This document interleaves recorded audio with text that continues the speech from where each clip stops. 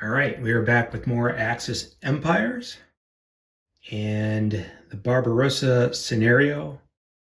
I'm still around step 2 of the sequence of play, and I've got some corrections to make. As usual, everybody's been giving me great feedback and corrections, and I'm going to try to account for those. So, first of all, I forgot there was a distinction between cities and towns.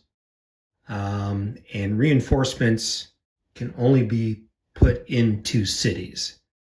And so here at Berlin, that's okay because that's a city. Here in Posen, that's a city, that's okay. But down here in Leipzig and Dresden, those are towns. So I got to straighten that out. One of our infantry units can go here into Breslau because that's a city, but that won't be overstacked. Czechoslovakia has been ceded to Germany, so that is part of the home country. So I'll put this unit down in Prague, and hopefully he can take advantage of the rail and get some bonuses. Although, take that back, he's multi-step. So anyway, he's got to go in a city. So I'll put him in Prague. These guys in Bratislava are not in a city, and they need to find a city to go to. And I guess Vienna will work. Vienna's been ceded to Germany as well. And I remember. No.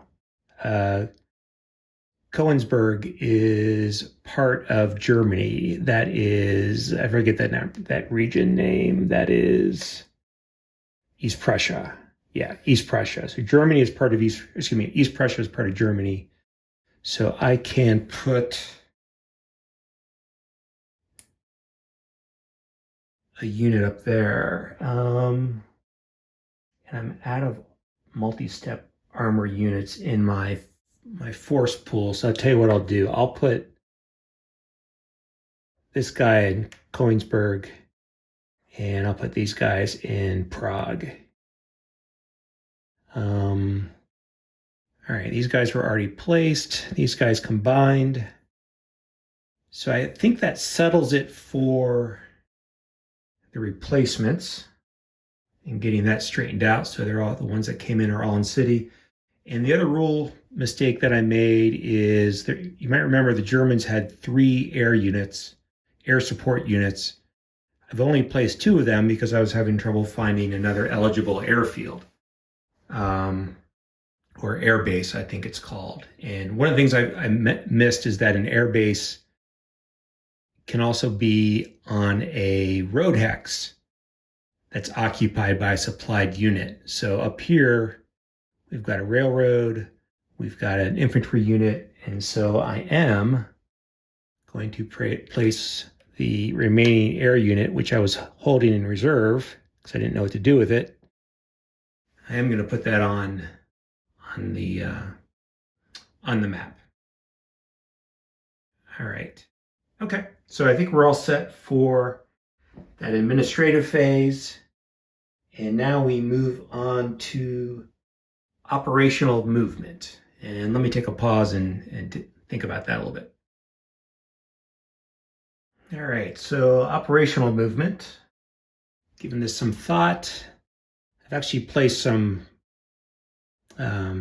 magnets on the units that I'm thinking about attacking. But let's start up here in the north. This armor unit is going to join up here. HQ is going to stay. These units are going to stay. He's going to stay. This single step unit, it might leave him. Well, no, because reinforcements have to come in a home country. So I don't know if leaving him here does anything. But I don't want him to get in the way. So We'll leave the HQ here so he can later take advantage of the rail. These units can stay. This Hungarian unit's got a nice little EZOC right here, so that's good. Let's go down here to the south and let's cross the river with the Romanians.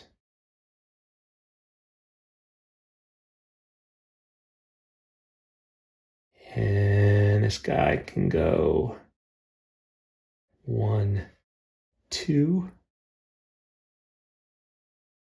And I need to look at the supply rules again. I can't remember if I should keep somebody in here, but we'll move this guy here to the south or back into Bucharest. And all right, so for these replacement units, I keep saying reinforcements. I think they're called replacement units.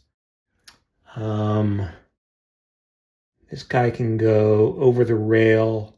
He's multi-step. So he can go 1, 2, 3.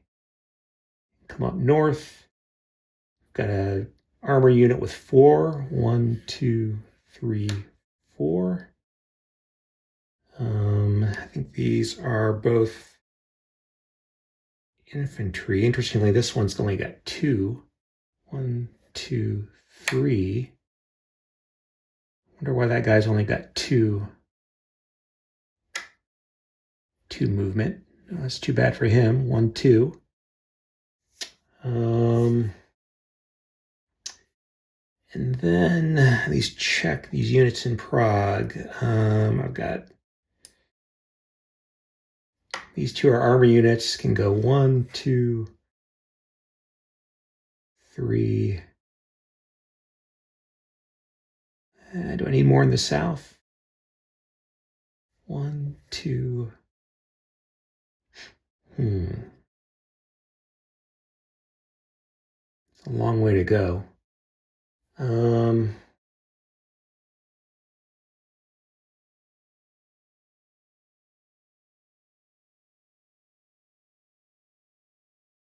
Yeah, I'm going to start moving them south. 1, 2, 3, 4. And the single step infantry, I guess we'll stay back for later replacements. Oh, no. He was going to catch up in case I get a multi-step armor unit to make a new armored army. All right, I think that does it for operational movement. And now we are on to the combat phase, and in particular, Blitz combat. Blitz, what do they call it? Blitz, the Blitz combat segment, 4.1.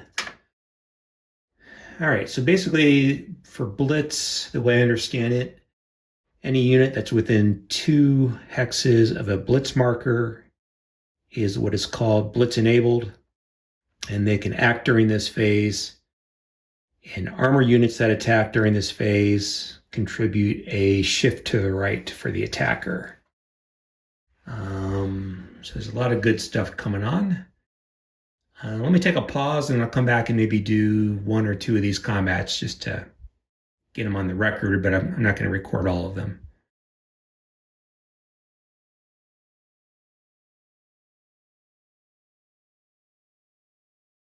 All right, let's do our first Blitz combat up in the north.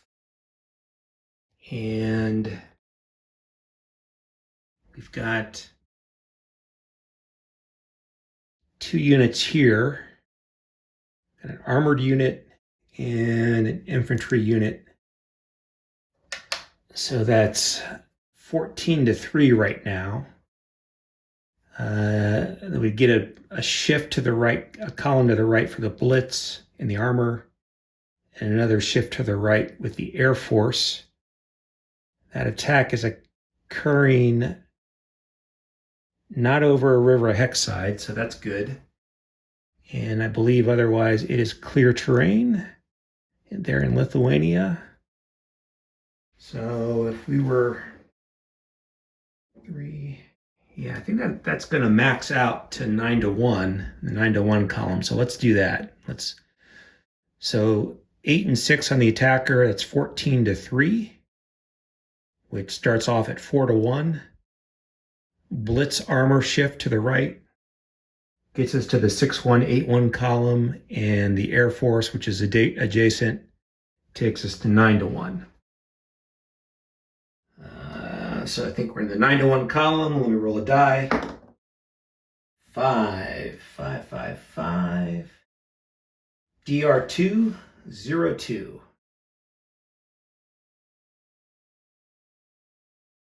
DR2, 0, 2. So we got to satisfy the retreats first. So he's got to retreat to this open hex is the first priority. The Air Force does not have an EZOC, but he can't go into the Air Force hex itself. And he could retreat here at the HQ or this one. And as the Russian player, the Soviet player, I'm going to choose up here to the north because I don't want that HQ to be spent, so to speak. So that's 2. And then we take 2 attritions. And that's a 2-step unit, so it is eliminated entirely. And there's no stripe on it, so it goes back into the force pool, the Soviet force pool. All right. Now we can do advance after combat or exploitation movement. But because this unit has an EZOC here, whether it's exploitation or advance after combat, I believe that's as far as it can. Those 2 units can go. I'd move it. Well, I take that back. So,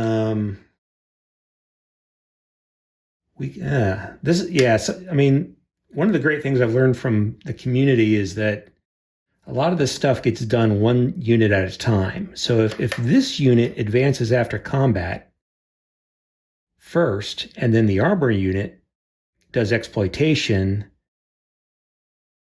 this infantry unit that advanced negates the enemy zone of control, and so he can actually exploit into there. The exploitation distance is the number of, let me see if I can remember, the number of retreated hexes plus the number of unsatisfied attrition steps. And so in this case, it was 2 retreats and 0 unsatisfied. So again, the infantry unit can advance, negates that enemy zone of control, and then the armor unit can exploit into that hex. All right, a lot of talking, 1 attack. Let's check out the next one. So underneath this marker,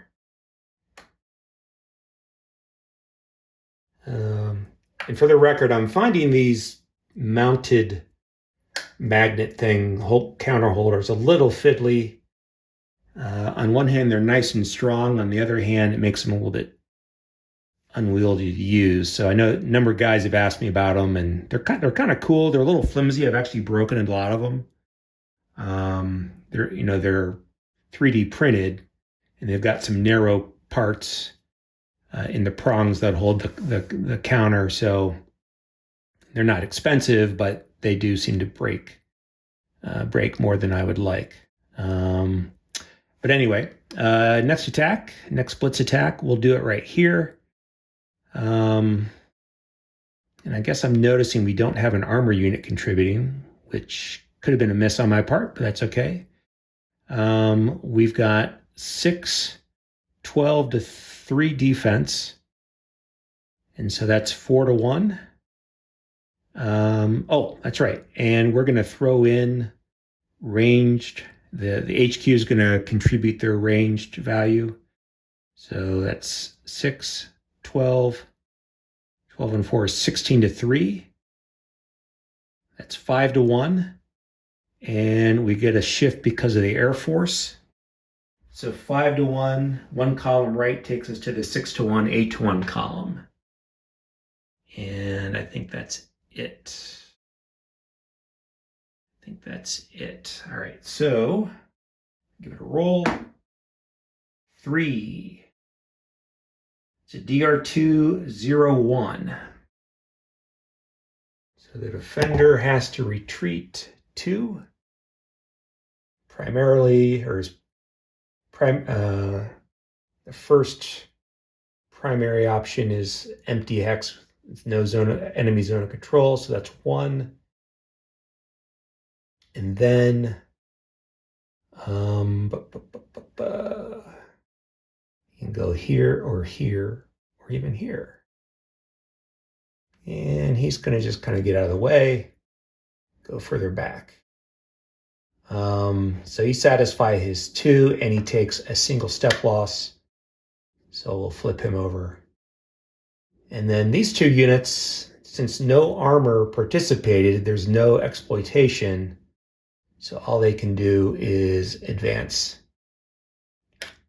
after combat. And we just need to remember that the HQ is contributed. And I think that's it.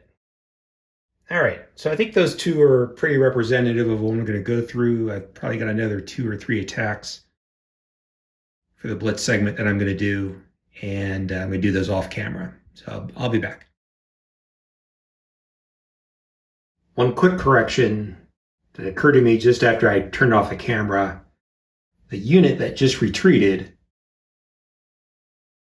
the HQ unit that contributed to range support, you not only add its attack value, but it also adds a column shift. So rather than the 6-1, 8-1 column, I should have been on the 9-1 column, and that would have pushed this unit back an additional hex, which I've done. So the retreat was 1 hex more than I had initially shown. All right, I'll be back. All right, finished the remaining Blitz attacks. What did I have? I had 1 here that forced to retreat in a reduction. These guys had to stack up with some more Soviet Unions and pulled them along. So when a unit retreats, if it can't get into a clear hex without an enemy zone of control, it's got to go to a hex with a friendly unit. But then that friendly unit that is in that hex now is part of the retreating stack. So he retreated a hex, I'm trying to remember where it was, retreated a hex, picked up a friendly unit, and pulled it with it for its second hex of retreating. This guy got pushed back, lost a step. And then down here in the south, we pushed back this unit, and it lost a step. I think one thing I messed up initially is a Blitz marker makes the units Blitz enabled, but only a blitzing armor unit contributes a shift. And so you can't see it, but these were all infantry units, so there wasn't a shift down here. But anyway, that's the end of the Blitz combat segment, and now we do the regular combat segment. And so our headquarters, if they're in range, and maybe I should have brought them up, can contribute range support. Looks like this might be a target for range support. But otherwise, the combat is the same, absent some shifts for Blitz enabled units. There's no Blitz enabled units. The Air Force still applies if they're adjacent, which maybe won't happen because nobody's in range. But anyway, let's maybe do one up here in the north. We got this guy cut off, so let's see if we can take him out. We've got 6 and 8 is 14 versus a 3 defense. There's no terrain modifier, no shifts. So 14 to 3 is 4 to 1. And we'll give it a roll. 4. DR1, 1-1. So he would normally retreat. He can't because there's an enemy zone control here, there's an enemy zone control here, and no friendly units around. So he can't do that, so he's got to take that as an attrition, and then also loses an attrition because of the roll, and he is placed back in the force pool. And there was an attrition of, what did I say, 1 for the attacker, and if memory serves, that has to be an armor unit first. So the armor unit loses a step, which is too bad. We could do advance after combat, but we don't want to. What's going on down here? We've got 4 steps. We could do an armor unit 5 versus 4. It's not very good. What is that? It's a 1-to-1. We'd get a air shift to 2-to-1.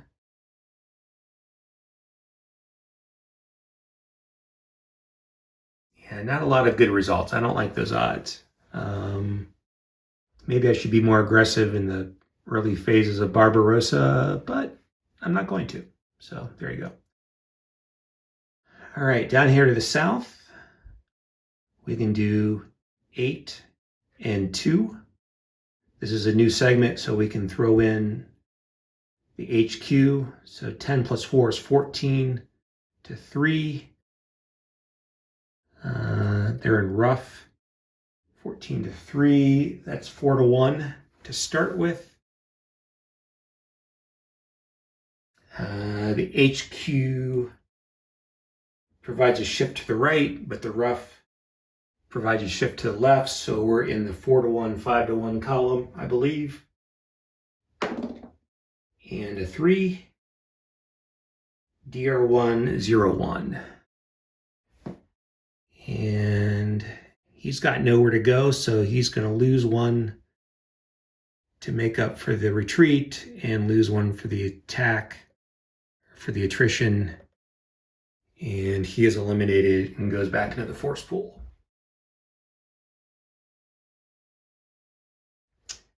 And then I think the only other one I have remaining potentially would be down here.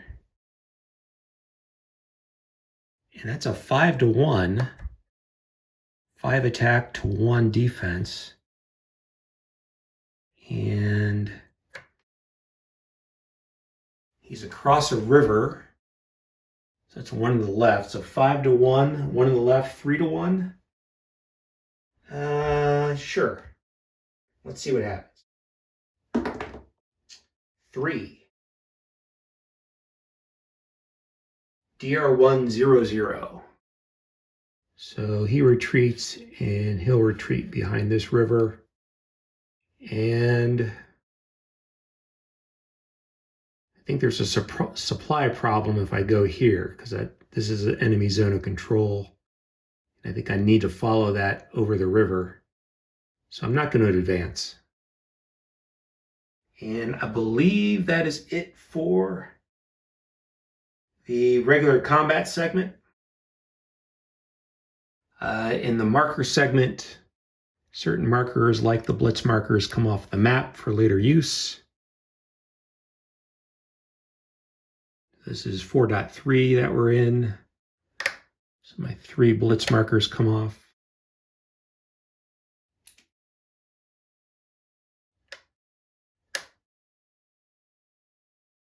Yeah, a little fiddly with these holders. A little fiddly. Looks cool. A little fiddly. All right, reserve movement. All right, I need to look that up. I forget how reserve movement works, so I'll be right back.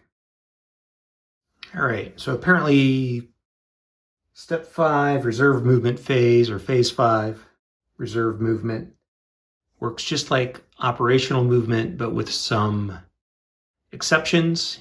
Primarily, I think the one that I'm noticing the most is you can't move into or out of an enemy zone of control. So this support unit, though, negates, so I believe he can move up.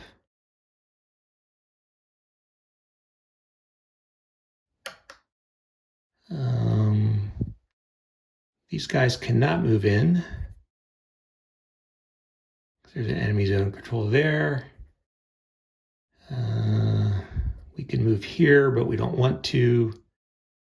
There's zones here. There's a zone here. There's a zone here. There's a zone here. There's a zone here. I think I decided to leave him here for supply purposes, which may or may not be necessary. I need to read those supply rules again. He can move in. He'll move up across the mountain there. He'll move 2. These armor units will move 4. 1, 2, 3, 4 along the rail. He'll move 3, 2, 3 into Budapest. Let's get our HQ to move forward. We've got some infantry units that can move 3 across the railroad. 1, 2. What do I got here? I think I got 5. No, yeah, I've got 5 steps. So I'll leave them. He can move 2.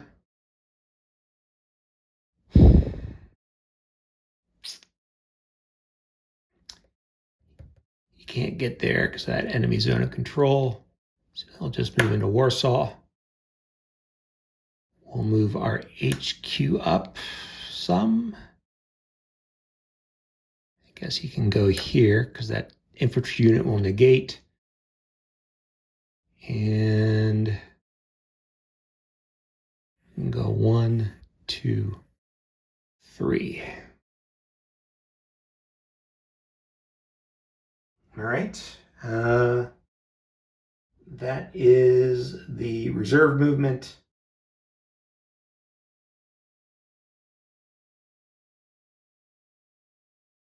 And we're on to the final administrative phase.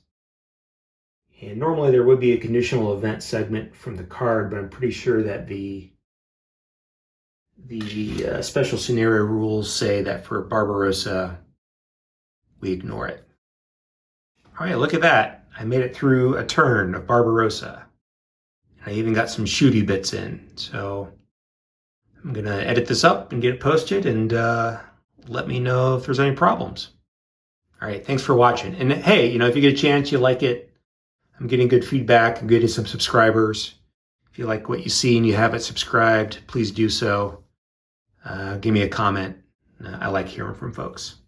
All right, thanks a lot.